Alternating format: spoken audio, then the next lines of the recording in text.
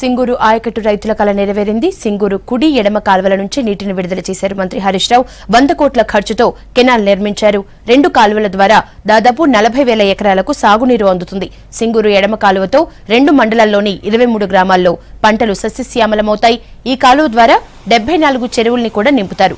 యాసంగి సాగుకు నీరు విడుదల కావడంతో రైతులు సంతోషం వ్యక్తం చేస్తున్నారు. 2,15,000 నుంచి 2,60,000 ఇచ్చిండు. 2,15,000 ఇచ్చిన నాయకుడు ఇవాళ 8 లక్షలు ఇస్తాం 10 ఇస్తామంటే కూడా తక్కువే, మీరు ఇయ్యద్దు, యాక్ట్ పెట్టుండి, కోర్టుకు పోండి అని దొంగ సంతకాలతో చచ్చిపోయిన వాళ్ళ పేరు మీద హైకోర్టులో కేసులు వేసి ప్రాజెక్టులు ఆపుతా ఉన్నారు కాంగ్రెస్ నాయకులు. అంటే వాళ్ళ ఉద్దేశం ఏంది? ప్రాజెక్టులు పూర్తి కావద్దు, ప్రజలకు నీళ్లు రావద్దు, టీఆర్ఎస్ పార్టీకి కేసీఆర్ గారికి మంచి పేరు రావద్దని ఇవాళ కాంగ్రెస్ పార్టీ ప్రాజెక్టులను అడ్డుకుంటా ఉన్నది. ఉన్నాయి, మొత్తం ఆధారాలు ఉన్నాయి. రేపు అసెంబ్లీలో కడిగేస్తే వీళ్ళందరూ తీసిపెట్టినా, మొత్తం తీసిపెట్టినా. ఎవరో ఇక్కడ కోట్లు వేయించిండ్రు, చచ్చిపోయిన మనిషి 6 ఏళ్ల కింద చచ్చిపోయిండు. ఆయన పేరు మీద 7 ముద్రలు కొట్టి నేను ఈ భూమి అని హైకోర్టులో కేసులు వేసింది. మొత్తం తయారు పెట్టిన రేపు అసెంబ్లీలో కడిగేస్తాం వీళ్ళని. అసెంబ్లీ పెట్టిన 15 తారీఖుకి 16 తారీఖుకి కడుగుతాం వాళ్ళని, మంచిగా సబ్బు పెట్టి కడుగుతాం కాంగ్రెస్ పార్టీ నాయకులను. ఎక్కడెక్కడ ప్రాజెక్టులను ఎట్లా అడ్డుకుంటున్నారో, ఏం కుట్రలు చేసిండ్రో మొత్తం చెప్తాం. రేపు అసెంబ్లీ సాక్షిగా తెలంగాణ ప్రజలకు చెప్తాం, వాళ్ళని ఎండగట్టేటువంటి ప్రయత్నం చేస్తాం. అంటే వాళ్ళకి ఏంటి? ప్రాజెక్టు పూర్తి కావాలి, మల్లన్న సాగర్ కావద్దు.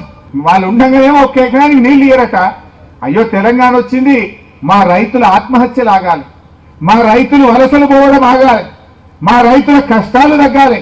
ఇలా ప్రాజెక్టు కట్టుకుంటామంటే కోర్టులలో కేసులు వేసి రైతుల్ని రెచ్చగొట్టి ధర్నాలు పెట్టి పాదయాత్రలు పెట్టి నిరాహార దీక్షలు పెట్టి చచ్చిపోయిన వాళ్ళ మీద కేసులు వేసుకుంటా ఇవాళ ప్రాజెక్టులు కట్టకుండా ఆపుతున్నారు. ఇది మంచి పద్ధతేనా?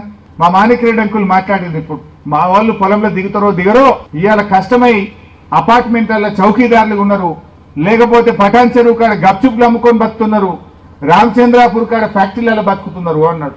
నేనంటున్నా ఈ డిమానిటైజేషన్ దెబ్బకి అవి కూడా మూతపడుతున్నాయి. అన్ని రివర్స్ మైగ్రేషన్ ఇప్పుడు ఉల్టా వచ్చే పరిస్థితి వచ్చింది. ఇప్పుడు ఈ 60 లక్షల చేప పిల్లలు వస్తే మా వేలాది మంది మత్స్యకారులు బతుకుతారు. 40,000 ఎకరాల కాలువల కింద నీళ్లు వస్తే ఆ ఎకరం ఉన్నోళ్ళు నీళ్లు లేక, బోర్లు పడక, తాగడానికి నీళ్లు లేక అక్కడ చౌకీదారులు ఉన్నారు. ఇప్పుడు ఆ చౌకీదారు వాపస్ వచ్చి పుల్కల్లో రైతన్నగా ఆ కాలువల కింద 2 పంటలు పండించి గర్వంగా బతకాలి రైతన్న.